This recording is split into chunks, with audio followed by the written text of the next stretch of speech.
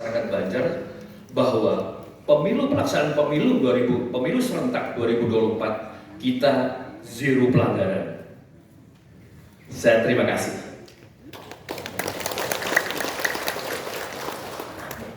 Apakah pemilihan pilkada yang sedang kita lakukan ini akan ada pelanggaran dan berproses? Kembali lagi berpulang kepada panjenengan semua. Ya, sekali lagi berpulang kepada panjenengan semua. Lanjut slide berikutnya.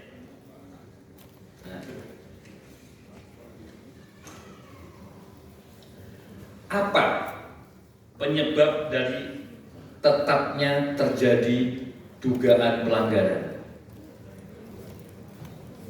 Ini kan terulang-ulang terus. Apa sih? Kok selalu ada dugaan pelanggaran itu? Mentalitas ASN kita yang masih jauh dari semangat reformasi birokrasi, mewujudkan ASN yang loyal. Ya, tadi sebutkan Pak Dwi, pelayanan publik, kepentingan negara. Fakta lapangannya masih banyak yang loyal atasan atau aktor lokal, apalagi menjelang pemilihan atau pilkada. Betul ya? Ini saya matur kayak gini, sebenarnya saya ingin berinteraksi. Saya selalu mengedepankan begini, audien itu bukan objek tapi subjek. Saya ajak untuk kita sama-sama memikirkan ini semua. Selanjutnya adalah kepentingan politik partisan. ASN yang memiliki irisan kesukuan, kekerabatan, pada akhirnya melahirkan politik identitas. Tapi di Banjar saya kira kecil kemungkinan itu. Ini yang sering terjadi. Jadi penyebab masih maraknya kegiatan tukar guling untuk mencari promosi jabatan. Betul Bapak? Betul ya? Di Banjar enggak? Di Banjar enggak, Pak? Banjar enggak ya? Alhamdulillah. Tapi ini ada dugaan ASN masuk di kantor saya sudah. Sedang kami penelusuran. Ya. Jadi perlu saya informasikan bahwa sebelum tahapan kampanye itu kami melakukan kajian, melakukan penelusuran, ada dugaan terkait dengan dugaan pelanggaran untuk kades dan perangkat. Ada 3 kades yang sudah kami teruskan ke Bapak Pejabat Bupati. Kalau kades banyak Pak. Kami gimana Bapak? Kalau kades banyak Pak. Oh iya, ya. Pasti kami proses Bapak. Jadi ini yang saya informasikan, ini sudah terproses 3 dan 1 itu perangkat sebagai penyelenggara dan dia mundur dari penyelenggara. Sudah kami proses. Nah, ini yang sedang kami lakukan penelusuran, ada dugaan ASN. Tapi saya belum bisa matur karena kajian belum komprehensif, belum komplit, sehingga apakah ini nanti kita lanjutkan ke BKN Tribunal 1, kita tunggu tanggal mainnya. Tadi disebutkan juga intimidasi atau tekanan orang kuat lokal yang terlalu dominan. Hal ini biasanya terjadi ketika ada calon itu petahana atau incumbent. Tapi alhamdulillah untuk Banjar kali ini tidak ada petahana, tidak ada incumbent, sehingga hal-hal ini kecil sekali kemungkinannya. Tapi apakah mungkin? Semua serba mungkin, kan gitu. Penegakan hukum yang masih birokratis, masih ringan atau lemah, sehingga tidak memberikan efek jera. Ini seperti money politik pun sama. Jadi tidak ada punishment yang berat, itu pada akhirnya tidak membuat jera. Jadi kalau saya sih, kalau memang terbukti ansih, semua bukti formil materialnya ada, sudah pecat aja. Karena apa? Ketika punishment itu berat, oknum itu akan berpikir. Tadi dia mestinya tidak hanya berpikir tentang diri dia pribadi, ada keluarga, nama besar keluarga, dan seterusnya. Kan begitu. Lanjut slide berikutnya. Bentuk-bentuk pelanggaran netralitas ASN yang terjadi. Monggo dapat dibaca sendiri. Di poin mana panjenengan? Oh, tidak ada ya. Alhamdulillah. Sip. Saya berharap yang rawuh ini tidak ketemu saya. Tidak ada, Pak. Nah, jangan ketemu saya. Kayaknya tidak ada, Pak. Setelah ini maksudnya. Yeah. Karena terus terang aja, ketika pleno kami itu menduga ada dugaan, maka akan kita panggil untuk klarifikasi. Nanti ada di slide berikutnya. Dan ketika itu ada dugaan tindak pidana, maka akan kami plenurkan dan kami teruskan kepada sentra Gakumdu yang kami miliki. Siapa itu sentra Gakumdu? Sentra Gakumdu itu adalah Bawaslu, Kejaksaan, dan Kepolisian. Itu jika dugaannya pidana. 2019 itu rezim pemilu, 2020 rezim pemilihan atau pilkada. Panjenengan bisa membaca sendiri bentuk-bentuk pelanggarannya. Tadi sebutkan Pak Dwi juga memberikan dukungan, menghadiri, dan seterusnya dan seterusnya. Jika ASN tidak netral, maka otomatis yang akan terjadi adalah keberpihakan politis. Tidak adil dalam membuat kebijakan pemerintahan dan pembangunan yang pada akhirnya akan menimbulkan kerugian bagi masyarakat luas. Ini yang harus kita hindari bersama-sama.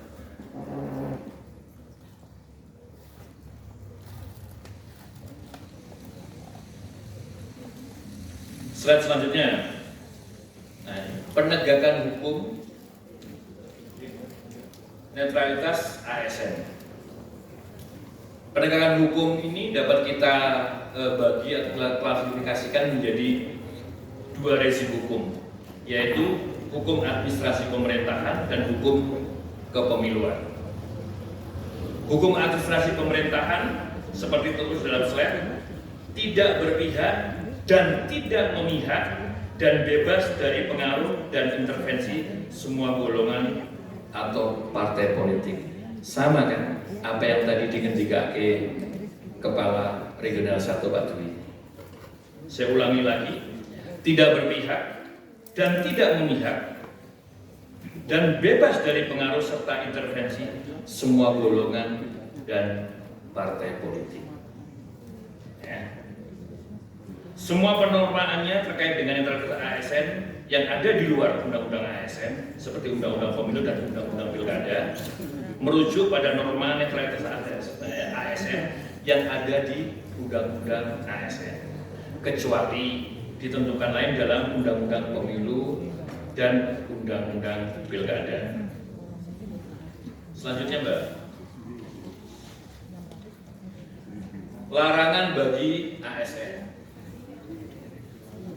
Tadi sudah dibacakan pula, disosialisasikan pula oleh Pak Dwi bahwa dalam PP 94 tahun 2021 bisa dibaca, dalam PP 42 2004 sudah bisa dibaca, larangan bagi PNS ikut kampanye, di antaranya ikut kampanye, menjadi peserta, ya, membuat keputusan. Ini yang kemarin menjadi hal yang diskusi menarik ketika di Undang-Undang Desa, membuat keputusan dan atau tindakan yang menguntungkan. Ini pasal 29, ini menjadi diskusi kami juga.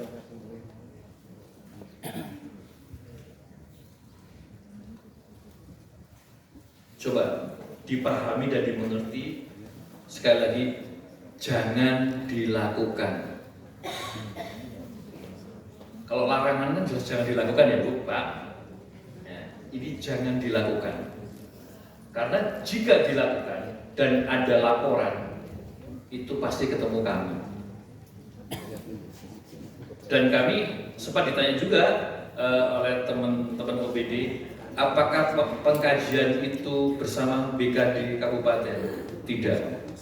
Kami langsung melambung ke Regional 1 BKN, Regional 1 Yogyakarta. Karena itu petunjuknya demikian. Selanjutnya, nah, netralitas ASN dalam rezim hukum kepemiluan dapat dibaca semuanya. Apakah harus dibacakan satu persatu? Enggak ya, karena itu semua ada. Nanti slide ini pun, materi ini akan kita bagikan.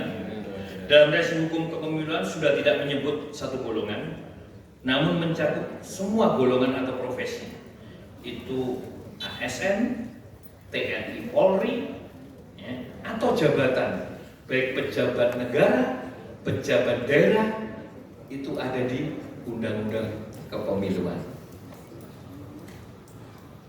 Dan dia sudah mencakup hal yang lebih general, lebih luas.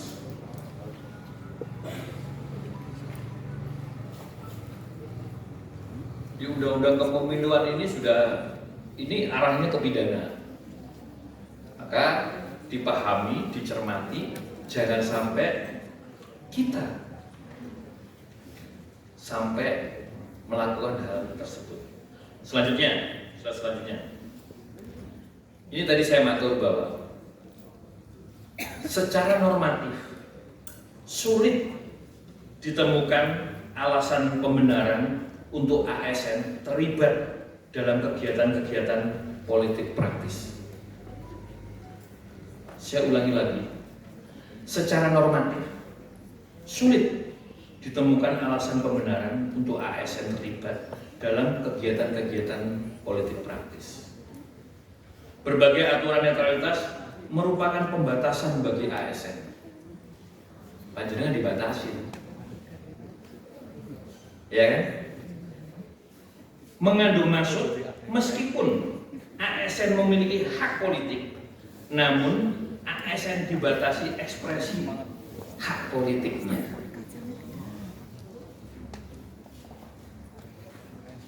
Kalau boleh saya menyebut, hak politik itu, ya, tidak ubahnya seperti aurat politik. Jika kita mendengar kata aurat, pikiran kita pasti tidak boleh diumbar di mana-mana. Betul ya? Betul apa betul? Nah, itulah panjenengan. Jadi ada aurat politik yang panjenengan pada akhirnya ASN itu punya hak untuk menjaga dan menyalurkan. Namun tidak boleh mengumbarnya di segala tempat. Tadi disebutkan harus dijaga. Mestinya yang harus kita pikirkan adalah tadi nama baik pribadi, nama baik keluarga, nama baik keluarga besar. Dan ASN ini kan sampai dengan batas usia pensiun yang ditentukan. Masa kita hanya berpegangnya 5 tahunan ya? Jadi jaga aurat Bapak Ibu ya, aurat politik maksudnya. Syahwat. Jadi ada batasan yang panjenengan tidak bisa leluasa.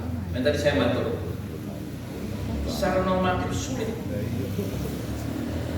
ditemukan alasan pembenaran apapun, itu sulit. Maka jaga aurat politik. Slide selanjutnya, tugas dan wewenang Bawaslu secara berjenjang diatur. Tugasnya itu kalau kabupaten kota itu di pasal 101 huruf D, mengawasi netralitas semua pihak yang dilarang ikut dalam kampanye. Di luar kampanye itu ada SE terbaru yaitu SE 92 itu yang menjelaskan terkait petunjuk teknis dengan kades dan perangkatnya. Jadi SE itu menggambarkan larangan sebelum pasangan calon ditetapkan, sebelum tahapan kampanye dan masa kampanye. Karena ini bagian sesuatu yang selalu kita dim untuk naik ke RI. Harapannya apa? Ada juknis, ada batasan, ada regulasi yang dapat mengatur, karena kita di lapangan itu ketika regulasinya tidak jelas, ketika regulasinya itu banyak lubang, kita yang susah. Terbukti bahwa Kades mau berangkat, argumentasinya kan ini belum tahapan kampanye. Padahal di SI yang terbaru itu muncul bahwa sebelum pasangan calon ditetapkan, sebelum tahapan kampanye di pasal 29 dia tidak boleh. Dan ini juga menjadi perdebatan ketika ASN cuti di luar tanggungan negara itu clear, semata di desa cuti itu jabatannya masih melekat. Selanjutnya, wewenang, tadi tugas kita ya. Wewenang kita Kabupaten Kota pasal 103 huruf D merekomendasi hasil pengawasan di wilayah Kabupaten Kota terhadap pelanggaran yang terjelas semua pihak yang dilarang ikut serta dalam kampanye. Kami merekomendasi. Jadi kemarin kami telah tadi yang saya ceritakan 3 kades, 1 perangkat kita rekom. Ini ada lagi yang berproses nanti ASN. Kades termasuk tidak boleh ya Pak? Gimana Mas? Kades termasuk tidak boleh ya Pak? Oh iya. Kalau alasannya mereka kades jabatan politik gitu? Enggak juga. Bukan. Kades adalah jelas itu ANSI juga Mas. Oh ya siap. Jadi ini kan, ya kita tahu semua bahwa produk Pilkades itu kan produk politik juga, iya kan? Tetapi dia harus punya batasan, dia lupa bahwa dia diatur oleh regulasi. Ini yang membedakan. Lanjut step berikutnya. Nah, ini mekanisme. Bagaimana jika ada dugaan pelanggaran terhadap netralitas ASN? Kami, Bawaslu, itu ada mekanisme yang harus kami lakukan sesuai dengan regulasi yang berlaku. Dalam swab itu ada temuan dan laporan, ada pengkajian baru rekomendasi. Maksudnya begini. Sebagai contoh begini. Tadi jarimu itu harus hati-hati.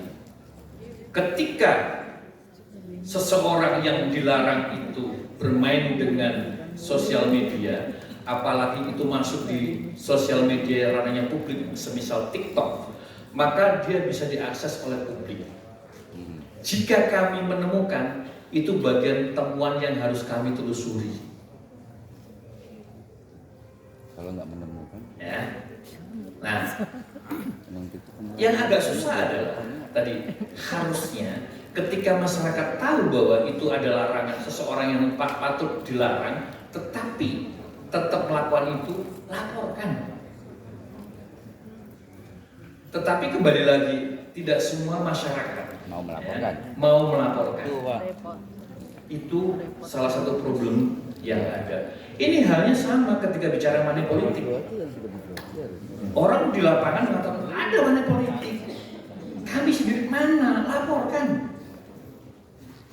Tetapi untuk pemilihan ini, pilkada ini, tadi money politik itu siapa penerima, siapa pemberi, sama-sama kena pidana. Delik aduan bukan Pak? Gimana Pak?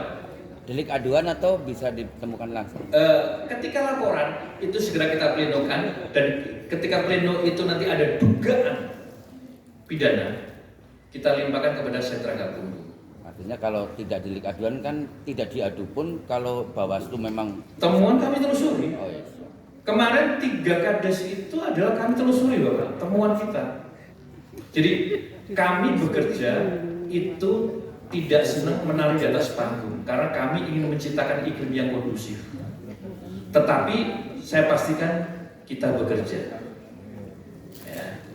Sama ASN pun, ya, jika kami menemukan ada dugaan pelanggaran, pasti kami tidak lanjuti. Ya.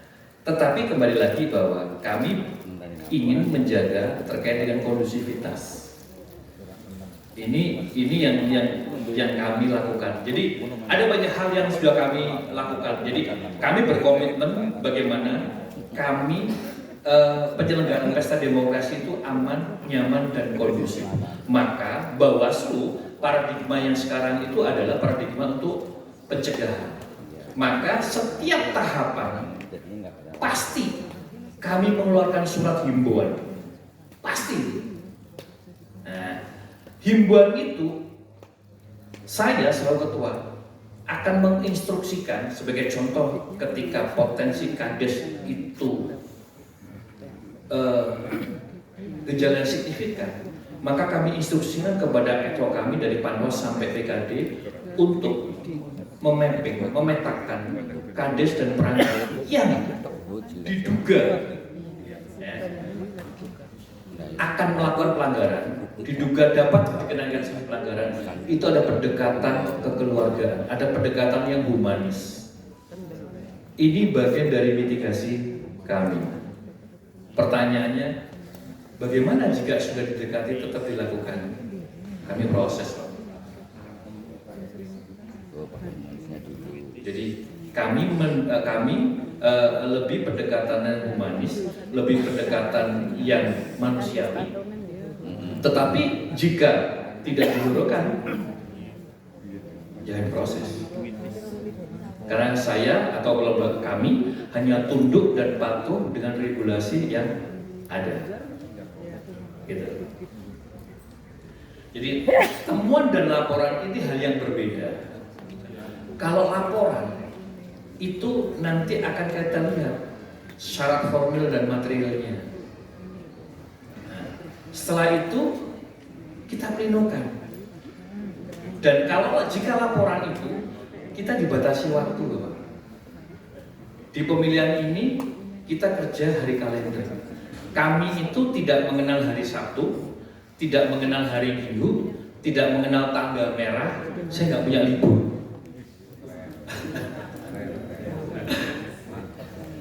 Kalau di pemilu kemarin itu hari kerja, Sabtu Minggu kita bisa istirahat. Ini enggak. Kalau tadi kepala regional Pak Dwi dari Jakarta, saya semalam habis dari Pekalongan, pagi ini harus ke sini. Ini siang saya harus geser ke Salatiga, 2 hari. Ini kita sudah tidak punya waktu lagi. Ini Oktober, November. Ini Oktober ya? Ya September, Oktober, November. Sudah tidak ada waktu lagi. Jadi kami itu Sabtu ya masuk, Pak, Minggu ya masuk. Apalagi ketika kemarin ada laporan di salah satu kecamatan di Wadayasa. Hari Minggu kita undang itu ketua BPK, ketua Panwascamnya, pelapor yang bersangkutan. Kita klarifikasi di kantor. Dan ketika kita mengklarifikasi itu, kita siapkan semua infrastrukturnya. Ada alat rekam, ada BAP, kita lakukan semua sesuai dengan regulasi yang berlaku. Nah, saya sih berharap, sangat berharap, tidak ada ASN yang pada akhirnya ketemu saya setelah ini. Saya sangat berharap. Ya, jadi mohon maaf jika pada akhirnya ketemu saya tidak bisa tawar-menawar. Karena terus terang aja kami konsultasinya ke Pak Dwi. Dan itu kami teruskan ke Regional 1 BKM. Kayak kemarin Kades pun saya tembusannya Mendagri. Walaupun ke Pak Biji di Supermades, saya tembusnya Mendagri. Lanjut slide berikutnya. Nah Ini salah satu atau beberapa contoh ya, terkait dengan kasus pelanggaran netralitas ASN pada pemilu 2019 yang divonis bersalah oleh pengadilan. Bisa dibaca.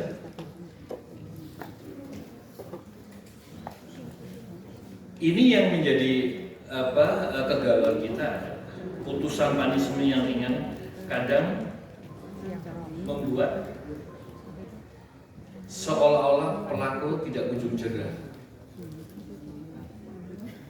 Ini sama dengan money politik. Sama dengan tadi bahasanya, apakah kades itu produk politik apa tadi pertanyaannya? Ini sama, kayak gini ini kan produk politik. Kami itu hanya melaksanakan regulasi. Kami tidak dalam rangka berdebat atau tidak dalam rangka menginterpretasikan, tapi kami dalam rangka melaksanakan regulasi. Apapun regulasi itu kami laksanakan. Monggo slide selanjutnya. Kasus dugaan pelanggaran dalam pilkada pemilihan.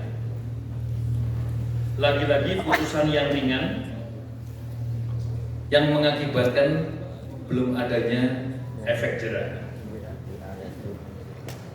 Kembali lagi berulang kepada Bapak Ibu, apakah karena putusan yang tidak berat? Menurut yang mengatakan, apakah tetap akan melanggar? Saya sih berharap sekali lagi apapun putusan itu, karena kita punya tanggung jawab tadi, kita adalah sekuti bikin agreement di awal masuk, kita tunduk patuh melaksanakan agreement yang sudah panjenengan sepakati sebagai ASN. Sepakat ya? Sepakat Ji? Sepakat. Nah, ini saya senang. Saya berharap tidak ketemu saya setelah ini. Jangan Pak. Kita lihat yang lapor-lapor. Ya.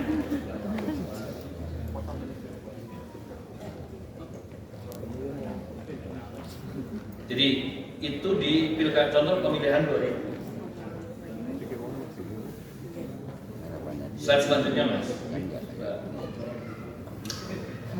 Dengan tingkat kerawanan dan selalu jadi dugaan pelanggaran.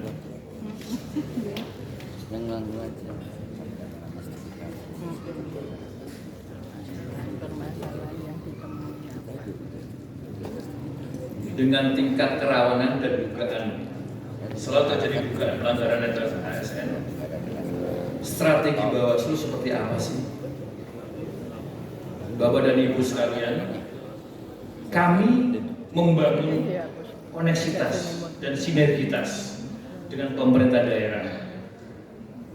Itu sudah kami lakukan dan kami laksanakan. Kemarin sebelumnya ada wacana ASN di Kabupaten Banjar yang akan menjadi bakal calon. Kami pun memitigasi. Komunikasi kami dengan Kepala BKD kami lakukan. Jadi mitigasi itu kami kedepankan agar supaya publik itu bisa melihatnya landai. Sekali lagi bahwa saya selalu mengedepankan ini, buat pesta demokrasi ini menjadi kebahagiaan kita bersama. Siapapun nanti yang menjadi eksekutif itu adalah pilihan terbaik dari masyarakat Banjarnegara. Yang utama adalah bagaimana kita menjaga kondusivitas. Karena ketika itu terjadi, yang rugi siapa? Masyarakat Banjarnegara itu sendiri.